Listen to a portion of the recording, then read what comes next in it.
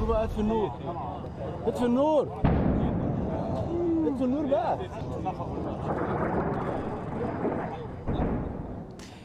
Israel launching airstrikes on Hezbollah financial operations in Beirut, Lebanon.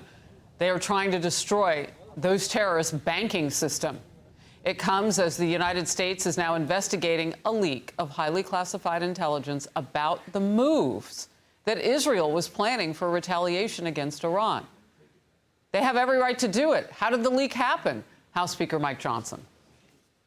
The leak is very concerning. There's some serious allegations being made. I think that the United States needs to stand unequivocally by our ally there right now. There is really, we're on a precipice, I think, Jake, of a new era of security and freedom for Israel. And I think we're very close, I hope, I pray, to ending that conflict there. But we cannot equivocate. We can't appease Iran. Now is the time for a maximum pressure campaign against the head of the snake.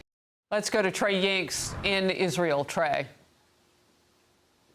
Yeah, Harris, good morning. Overnight, Israel launched a series of airstrikes against banks linked to Hezbollah. Smoke could be seen rising from the Beirut skyline as explosions rocked the Hezbollah stronghold of Dahya and at least one location near the airport. In addition to the Lebanese capital, the Bekaa Valley also saw new strikes after a senior Israeli intelligence official briefed the media about efforts to weaken Hezbollah's ability to finance its war against Israel.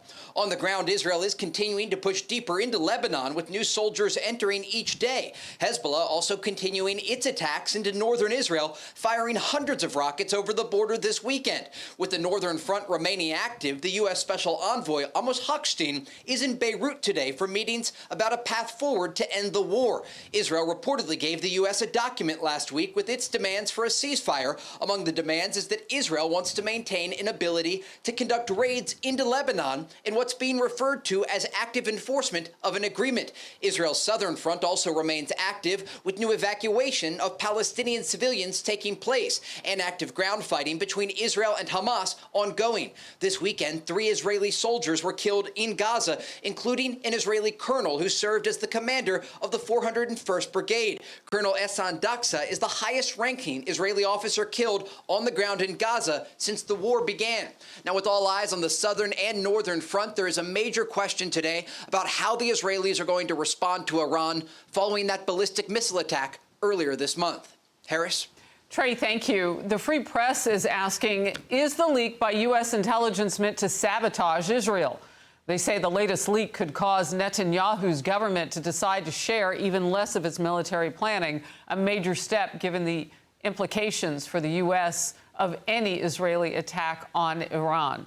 Republican Congressman Brian Mast from Florida is with me now, and he also volunteered for the Israeli Defense Forces and served our military as well. Thank you for all of your service. First of all, what do you make of this leak? Can you get to the bottom of it on the Hill? I can't sit here and tell you right now, this is a name that I can identify. This is directly where it came from.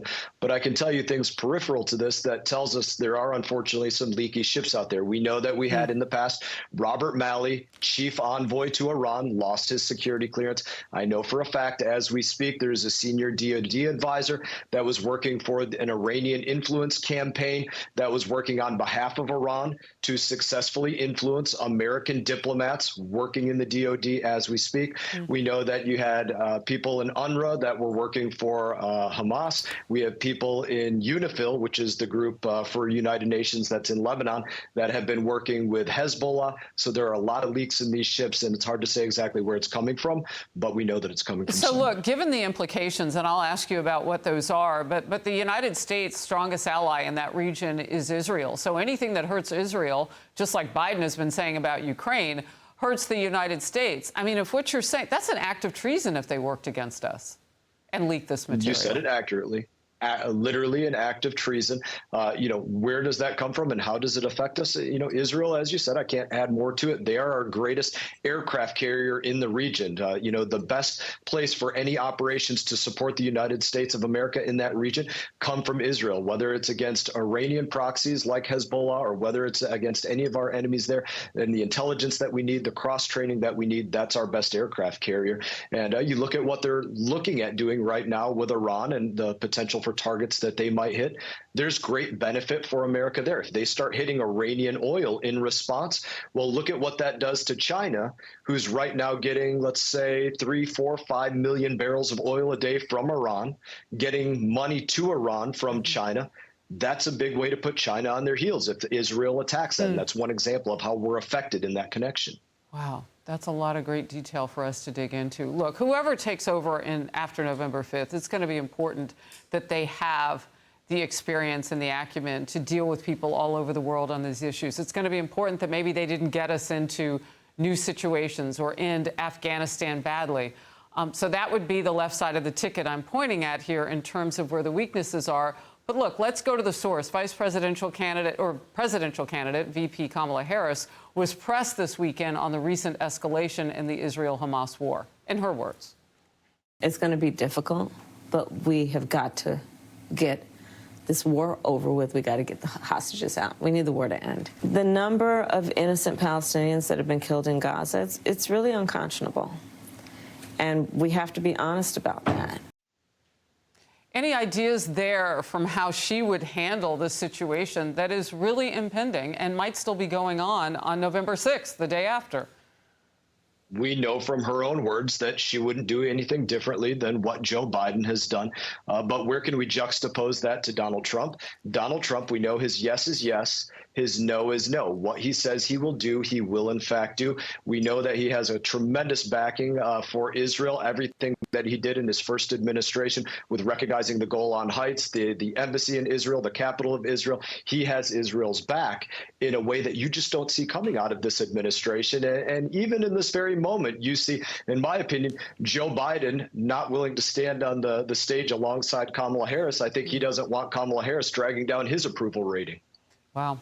Congressman Mast, always great to have you in focus. Thank you for your time and your expertise. Hey everyone, I'm Emily Campagno. Catch me and my co-hosts Harris Faulkner and Kaylee McEnany on Outnumbered every weekday at 12 p.m. Eastern, or set your DVR. Also, don't forget to subscribe to the Fox News YouTube page for daily highlights.